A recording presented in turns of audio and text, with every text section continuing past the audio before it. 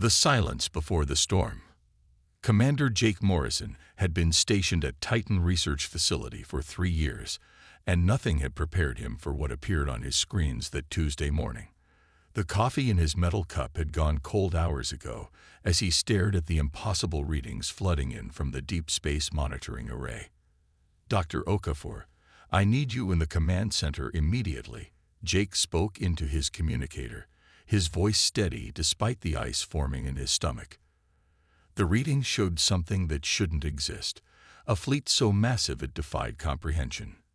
Dr. Zara Okafor arrived within minutes, her dark eyes immediately focusing on the main display. As the station's leading xenobiologist and communications expert, she had spent years hoping for this moment.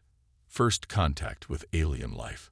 But the data streaming across the screen suggested this wasn't the peaceful encounter humanity had dreamed about. "Commander, these readings can't be accurate," Zara said, adjusting her glasses as she studied the incoming data. "The computer is showing over 800 vessels, approaching from beyond Pluto's orbital path. The smallest ships register as larger than our space stations." Tech specialist Lin Chen burst through the command center doors, tablet in hand and excitement in her young voice. "Sir, you need to see this. I've been tracking their approach vector and running calculations. These ships are using propulsion technology that breaks every law of physics we understand. They're traveling at nearly 15% light speed and showing no signs of deceleration." Jake activated the station-wide alert system. Red lights began flashing throughout Titan Research Facility as automated announcements echoed through the corridors. "All personnel to stations. This is not a drill. We have confirmed contact with non-terrestrial intelligence." Captain Ray Santos, the station's security chief, arrived as the blast doors sealed the command center. His weathered face showed the concern of a man who had seen too many battles. "Commander, what's our situation?" "We're about to find out if we're alone in the universe, Ray," Jake replied, his fingers flying across the communication controls. "And I have a feeling we're not going to like the answer." For the next 6 hours, the crew of Titan Station watched as the alien fleet grew larger on their sensors. Dr. Okafor worked frantically with her team to establish communication, broadcasting mathematical sequences, prime numbers, and peaceful greetings in every human language. The aliens remained completely silent. Lin Chen had been analyzing the fleet's formation and technology. "Commander, these aren't exploration vessels. The energy signatures indicate heavy weaponry on every ship. This is a military formation designed for conquest, not diplomacy." Jake opened a priority channel to Earth Defense Command. Admiral Sarah Chen's face appeared on the main screen from her headquarters deep beneath the Swiss Alps. Behind her, Jake could see dozens of officers coordinating humanity's response to first contact. "Admiral, we have a confirmed alien fleet of over 800 vessels approaching the inner solar system," Jake reported. "Estimated arrival at Earth in 14 hours. They're not responding to any communication attempts." Admiral Chen's expression remained calm, but Jake could see the tension in her shoulders. "Commander Morrison, implement First Contact Protocol 7 immediately. Continue monitoring and report any changes. We're coordinating with every space-capable nation on Earth." The breakthrough came 12 hours later, but it wasn't the kind humanity had hoped for. Every communication device in the solar system suddenly activated simultaneously. Televisions, radios, computer screens, and even simple digital clocks displayed the same image, an alien face that would haunt human nightmares for generations. The being had silver skin stretched over angular features, with 6 black eyes arranged in pairs across its elongated skull. When it spoke, the words came in perfect English, but the voice sounded like grinding metal mixed with static electricity. "Inferior beings of the third planet from your star, I am High Admiral Korthax of the Valderi Empire's Conquest Division. Your solar system has been selected for integration into our galactic domain." Dr. Okafor stepped forward, her scientific curiosity overcoming her fear.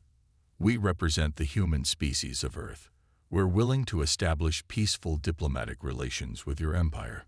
The alien's expression didn't change. "You misunderstand your position. This is not diplomacy. You have 48 of your planetary rotations to surrender unconditionally. Your species will serve as laborers in our mining operations.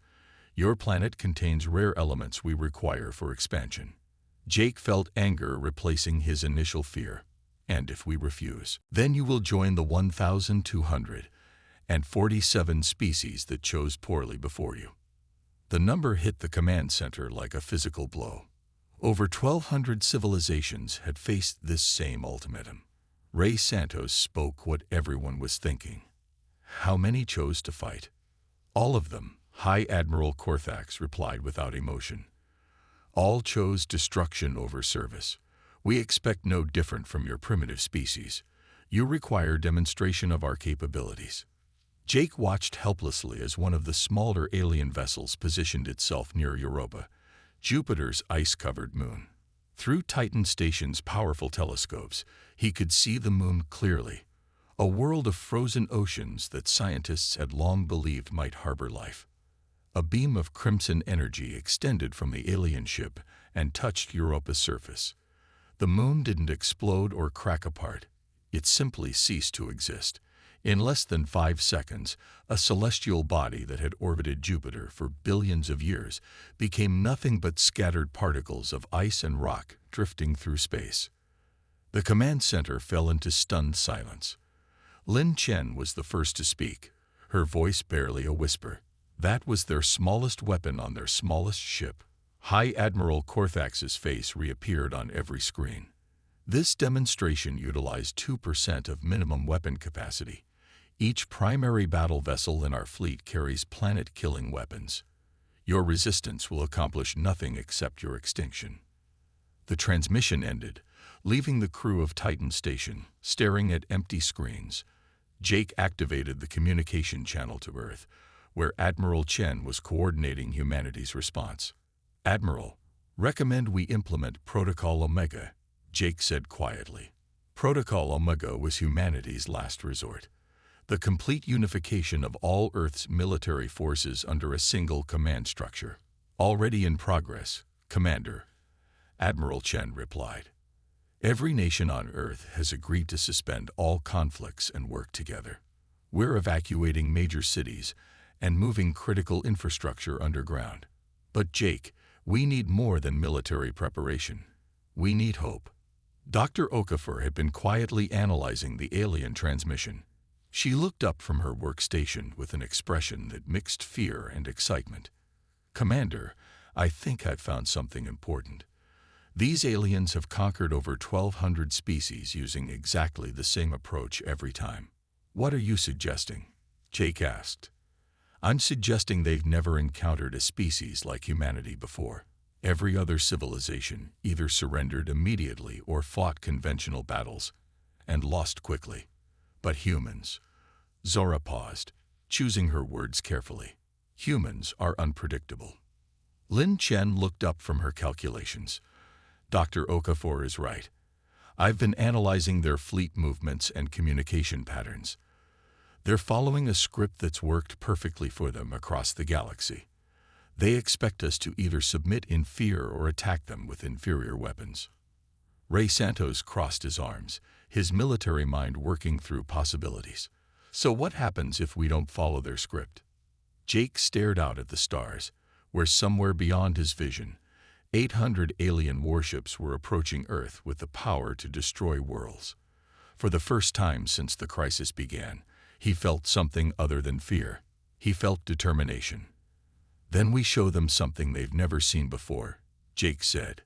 "We show them what happens when humanity refuses to accept the only 2 choices they're offering." Over the next 24 hours, Jake watched as Earth transformed in ways that would have been impossible under normal circumstances. Ancient enemies worked together to move resources and populations. Military technologies that had been kept secret for decades were shared freely between nations. Scientists who had competed for research grants collaborated without hesitation. But most importantly, humanity didn't panic. They got angry. Dr. Okafor spent the second day creating detailed psychological profiles of the Valdari Empire based on their communication patterns and conquest history. What she discovered gave Jake an idea that was either brilliant or completely insane. "Commander, I think I understand their weakness," Zara announced during their final briefing before the alien deadline expired. "They've conquered over 1,200 species using fear and overwhelming technological superiority, but they've never faced sustained psychological resistance." "Meaning?" Ray asked. "Meaning they have no idea how to respond when someone refuses to be intimidated," Zara explained. "Every species they've encountered has followed predictable patterns: immediate surrender or conventional military resistance. They've built their entire empire on the assumption that all intelligent life responds to threats the same way." Lin Chen was nodding enthusiastically. "That's why their demonstration was so dramatic. They're trying to trigger a fear response that will make us surrender without fighting. It's psychological warfare, but they don't understand human psychology." Jake stood up, his decision made. "Then it's time we taught them something about human psychology. Dr. Okafor, I need you to prepare a transmission. We're going to send High Admiral Korthax a message he's never received before in his conquest career." "What kind of message?" Zara asked. Jake smiled grimly. "A counter-ultimatum. One final warning." With less than 6 hours remaining before the Valdari deadline expired, Jake Morrison stood in Titan Station's communications center preparing to send a message that would either save humanity or ensure their destruction. Dr. Okafor had spent hours crafting the transmission based on her psychological analysis of the alien empire. "Commander, are you certain about this approach?" Admiral Chen asked from Earth. "We're essentially threatening beings with the power to destroy planets." "Admiral, they expect us to beg or attack," Jake replied. "They've never encountered a species that issued demands of their own. According to Dr. Okafor's analysis, this might be our only chance to break their pattern." Lin Chen was monitoring communication frequencies across the solar system. "Sir, I'm detecting massive energy buildups from the alien fleet. They're preparing their weapons for planetary bombardment." Ray Santos checked his security displays one final time. "Commander, Earth Defense Command reports all military assets are in position. If this doesn't work, we'll give them a fight they won't forget." Jake nodded and activated the broad-spectrum communication array. His message would be broadcast on every frequency simultaneously, ensuring the Valdari Empire couldn't ignore it. He took a deep breath and began speaking. "High Admiral Korthax of the Valdari Empire, this is Commander Jake Morrison representing the human species and all inhabitants of this solar system. We have received your ultimatum and considered your demands. We are transmitting our response." Jake paused, knowing that across the galaxy, this moment would either be remembered as humanity's finest hour or their final words. "We reject your ultimatum completely. We will not surrender our freedom, our world, or our lives to your empire. But more importantly, we're not just refusing your demands. We're issuing our own." In the command center, everyone held their breath. Across Earth, billions of humans watched their screens as their representative addressed the most powerful military force in known galactic history. "You claim to have conquered 1,247 species. We've studied your pattern, Korthax. You arrive with overwhelming force, demonstrate your weapons, and expect immediate surrender. Every species you've encountered has responded with either submission or conventional military resistance." Jake's voice grew stronger, filled with the determination of his entire species. "But you've made a critical error in your calculations. You've never encountered humanity before." The communication channel crackled with interference as the alien fleet adjusted their listening arrays. They were paying attention now. "Here is what's going to happen, High Admiral. You have 48 hours to withdraw your fleet from our solar system. During that time, we're going to broadcast the complete history of your conquests to every corner of the galaxy. Every species you've enslaved will learn that the mighty Valdari Empire has never faced real resistance because you've never given anyone time to organize it. Dr. Okafor stepped forward, adding her scientific authority to the transmission. We've identified a pattern in your conquest method that reveals a critical weakness. You rely on quick psychological victories because extended campaigns expose your logistical vulnerabilities. Your empire is built on fear, not sustainable military strategy. Jake continued the unprecedented counter-ultimatum. If you attack Earth, you won't face the quick victory your tactics are designed for. We won't surrender after your first strike.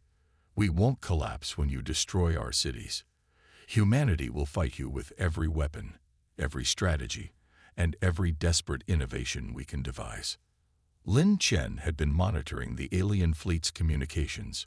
Commander, their internal channels are showing massive confusion.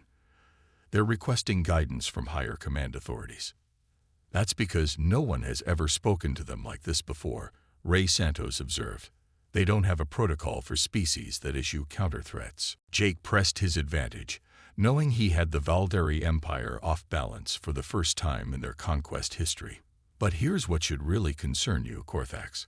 While you're wasting time and resources trying to destroy one stubborn species, we'll be broadcasting instructions to every enslaved world in your empire. We'll teach them what you never wanted them to learn, that your power depends on their acceptance of it. The transmission was being received across the solar system, but Jake knew it was also spreading beyond through the Valderi Empire's own communication networks. Every enslaved species would hear humanity's defiance. You see, we've done something no other species has apparently fought to do. We've studied you. Your empire conquers through intimidation, but intimidation only works on the willing. The moment your subjects stop being afraid, your empire starts crumbling. Dr. Okafor stepped forward again, her scientific analysis becoming a weapon of psychological warfare. We estimate your empire requires constant expansion to maintain control over existing territories. Your economy depends on new slave labor and resources from freshly conquered worlds. A prolonged campaign against Earth will disrupt that expansion timeline and potentially trigger rebellions across your territory. Jake could see the impact of their words through the alien fleet's changing behavior. Ships that had been in attack formation were repositioning, their energy signatures showing uncertainty rather than preparation for battle. So here's our final offer, High Admiral Korthax. Withdraw your fleet, and we'll consider this a diplomatic misunderstanding. Stay, and we'll show the entire galaxy what happens when the Valderi Empire meets a species that refuses to accept defeat. The command center fell silent as Jake prepared to deliver humanity's most audacious statement in history. But understand this clearly, we are not threatening to destroy you. We're promising to teach every enslaved species in your empire how to resist. We're going to show them that the Valderi Empire's greatest weakness is that they've never learned how to fight a war against enemies who refuse to lose. Jake terminated the transmission and leaned back in his chair. For several minutes, the only sound in the command center was the quiet hum of electronic equipment. Commander, Lin Chen said quietly, the alien fleet is responding. High Admiral Korthax's face appeared on the main screen, but his expression had changed completely. The arrogant certainty was gone, replaced by something that looked almost like uncertainty. Species designation, human. Your response is unprecedented. We require time to consult with High Command regarding your proposals. Dr. Okafor smiled for the first time in days. That's the first time he's acknowledged us as a species rather than calling us inferior beings. It's also the first time he's mentioned consulting with anyone, Ray added. His entire script was designed for quick, independent decisions. Jake activated the communication channel one more time. High Admiral, you have 48 hours to make your decision. But while you're consulting with your superiors, remember this. We're not the same species you encountered 48 hours ago. We've had time to think, to plan, and to prepare. The next time you demand someone's surrender, they might ask themselves what humans would do. The transmission ended with the alien fleet maintaining position, but no longer targeting Earth's major cities. For the first time since the crisis began, Humanity had seized the initiative in their own first contact scenario. Over the following hours, reports began arriving from across the galaxy. The human transmission had been intercepted by resistance movements on dozens of enslaved worlds. For the first time in the Valdari Empire's history, their subjects were questioning whether submission was their only option. Jake stood at the observation window looking out at Saturn's rings, knowing that somewhere beyond his vision, an empire built on fear was grappling with something they had never encountered. A species that turned their own tactics against them. "Do you think it will work?" Lin Chen asked, joining him at the window. "I think we've already won something important," Jake replied. "We've shown the galaxy that the Valdari Empire isn't invincible. Sometimes that's enough to change everything." 18 hours later, the alien fleet began withdrawing from the solar system. High Admiral Korthax's final transmission was brief. "The Valdari Empire will reconsider our expansion priorities in this sector." Jake knew this wasn't the end of humanity's story with alien civilizations, but it was the beginning of something unprecedented. For the first time in galactic history, a species had faced the Valdari Empire's ultimatum and issued one of their own. Dr. Okafor was already monitoring communications from across the galaxy, where enslaved species were beginning to ask dangerous questions about their own subjugation. "Commander, we may have just started something much bigger than first contact." "Good," Jake replied, watching the last alien vessel disappear beyond sensor range. "It's about time someone taught the galaxy that being human means never accepting that you only have two choices. The Valdari Empire would rebuild, adapt, and eventually return with new strategies. But they would never again assume that conquest was simply a matter of superior firepower and intimidation. They had learned that somewhere in the galaxy there lived a species that responded to threats by issuing counter-threats, and that discovery would reshape the balance of power among the stars. Humanity had passed its first test as a galactic civilization, not through superior technology or military might, but through the simple refusal to accept defeat as inevitable. It was the most human response possible, when faced with impossible odds, changed the rules of the game.